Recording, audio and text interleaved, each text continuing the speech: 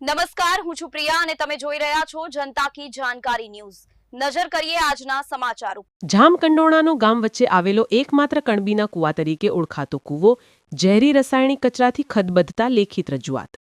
જામકંડોરણામાં મુખ્ય ચોકમાં આવેલ સરદાર વલ્લભભાઈ પટેલનું સ્ટેચ્યુ ચોકને શોભાવી રહ્યું છે। કૂવાની ઉપર પનિહારી પાણી ભરે દોડાથી એ ઘરડા પનિહારીઓના દોડાની રાહ જોતા હોય એમ મગ્ન અવસ્થામાં ઊભા હોય એવું લાગી રહ્યું છે।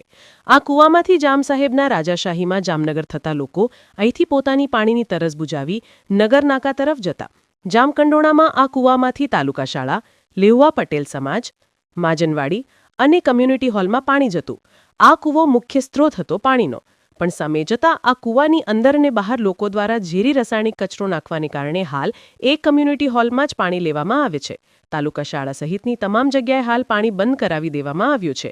જામકંડોરણા આ કણબીના કૂવા માટે અગાઉ પંચાયત દ્વારા જાળવણી માટે ગ્રાન્ટની વ્યવસ્થા કરવામાં આવી હોય પછી કામના વર્ક ઓર્ડર પહેલા કોઈ કારણોસર કામ ટણે ચડી જતા આજ સુધી અહીં ગ્રાન્ટ વાપરવામાં આવી નથી।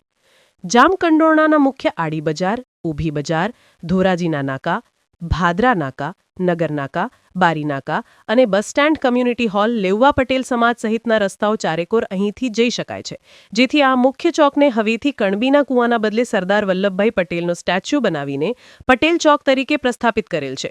પણ જ્યારથી અહીં કચરો નાખવામાં આવી ગયો છે ત્યારથી અહીં આજુબાજુની દુકાનોવાળા, રહેવાસીઓ અને બહારગામથી આવતા લોકોને દુર્ગંધમાંથી નીકળવું પડે છે, જેથી આજે દુકાનોવાળા, રહેવાસીઓ અને સામાજિક આગેવાનો દ્વારા કૂવા અને ચોકની સફાઈ કરવામાં આવે અને આવનારા દિવસોમાં આ પાણી ફરી પીવા લાયક થાય એ માટે લોકો એકઠા થઈને ગ્રામ પંચાયતે રજૂઆત કરી હતી।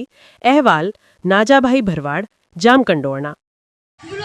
આજ રોજ અમે જામકંડોરણા ગ્રામ પંચાયતને સરદાર પટેલ ચોકમાં સરદાર પટેલ સ્ટેચ્યુની બાજુમાં આવેલ ગંદકી વિશે લેખિતમાં જાણ કરેલ છે। આ ગંદકી ઘણા સમયથી અહીંયા થાય છે। તેની બાજુમાં આવેલો કૂવો છે, પણ એમાં પાણી આ ગંદકીને દૂષિત થઈ ગયું। જે પાણી તાલુકા પંચાયતમાં, ગ્રામ સમાજવાડીમાં તેમજ કોમ્યુનિટી હોલમાં વપરાતું હતું, પણ પાણી ગંદુ થવાના હિસાબે આ પાણી ત્યાં બંધ કરેલ છે।